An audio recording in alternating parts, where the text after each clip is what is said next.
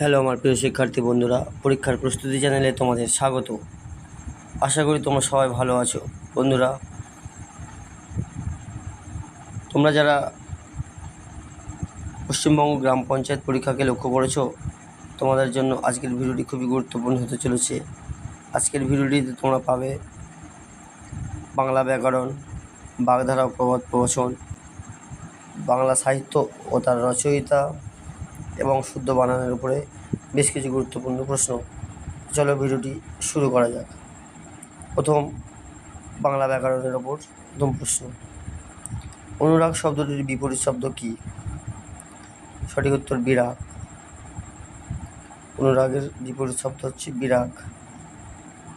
সমাস শব্দের অর্থ কী? সমাস শব্দের অর্থ হলো সংক্ষেপ বা মিলন। হাটে বাজারে কোন সমাসের উদাহরণ? বন্ধুরা, অলুক দ্বন্দ্ব সমাস মনে রাখবে, কারণ এখানে সমাস সমান পদের বিভক্তি লোপ পায়নি। যে সমস্ত বন্ধুরা আজ আমার চ্যানেলে প্রথমে এসেছো তাদেরকে বলবো চ্যানেলটিকে সাবস্ক্রাইব করে রাখবে এবং পাশে থাকা বেল আইকনটিকে প্রেস করে দেবে, যার ফলে আগামী দিনে এরকমই গুরুত্বপূর্ণ ভিডিও সবার আগে তোমার কাছে পৌঁছে যাবে। আর ভিডিওটি যদি ভালো লেগে থাকে একটি লাইক ও কমেন্ট করে দেবে। পরবর্তী প্রশ্ন, অলুক দ্বন্দ্ব সমাস। পরবর্তী প্রশ্ন, যা পূর্বে দেখা যায়নি, এক কথায় প্রকাশ কী হবে? অদৃষ্ট পূর্ব। উজ্জ্বল শব্দটির সঠিক সন্ধি বিচ্ছেদ কোনটি?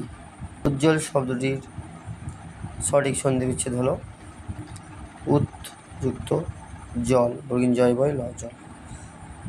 পরবর্তী প্রশ্ন, সূর্য শব্দের দুটি প্রতিশব্দ বা সমর্থক শব্দ কী হবে?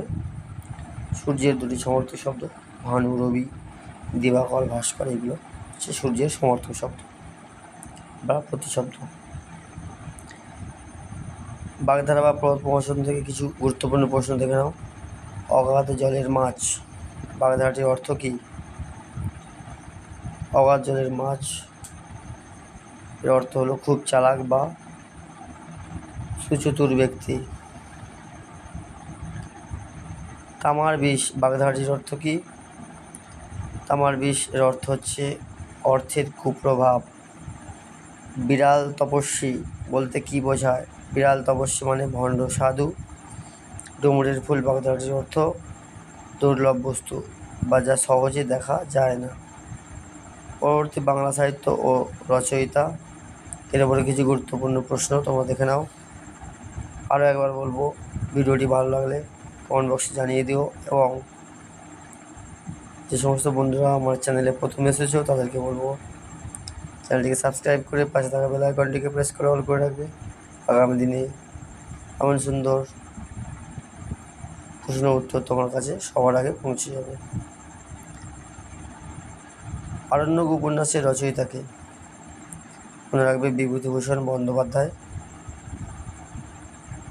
বিভূতিভূষণ বানানটা দেখে রাখবে, এই বানানটা শুদ্ধ বানানের মধ্যেও আসে। বাংলা সাহিত্যের ভোরের পাখি কাকে বলা হয়? বিহারীলাল চক্রবর্তীকে। ছন্দের জাদুঘর নামে পরিচিত তোমরা সবাই জানো সত্যেন্দ্রনাথ দত্ত। রবীন্দ্রনাথ ঠাকুরের প্রথম প্রকাশিত উপন্যাসের নাম কি? দুটো উপন্যাস আছে মনে রাখবে, একটা হচ্ছে করুণা। তবে প্রথম প্রকাশিত সার্থক উপন্যাস যদি বলা হয়, প্রথম প্রকাশিত সার্থক উপন্যাস কোনটি রবীন্দ্রনাথ ঠাকুরের, তাহলে বলবে বউ ঠাকুরানীর হাট,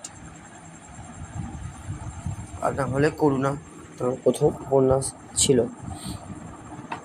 অপশানে যদি দুটো থাকে তার মধ্যে যদি প্রথম প্রকাশিত উপন্যাস বলে করুণা দেওয়াই ভালো, আর যদি বলা হয় প্রথম সার্থক উপন্যাস তাহলে বউ ঠাকুরানীর হাট দেবে।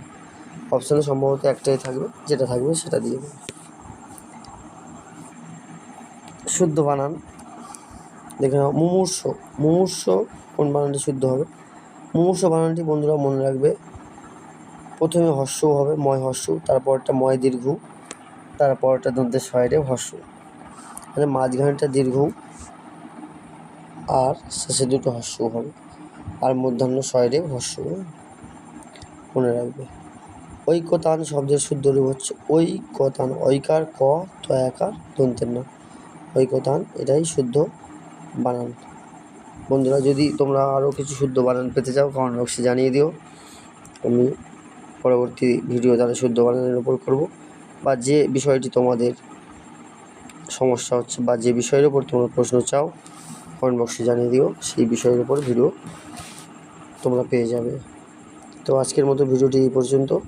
ভিডিওটি ভালো লেগে থাকলে লাইক, কমেন্ট এবং বন্ধুদেরকে শেয়ার করে দেবে। ধন্যবাদ।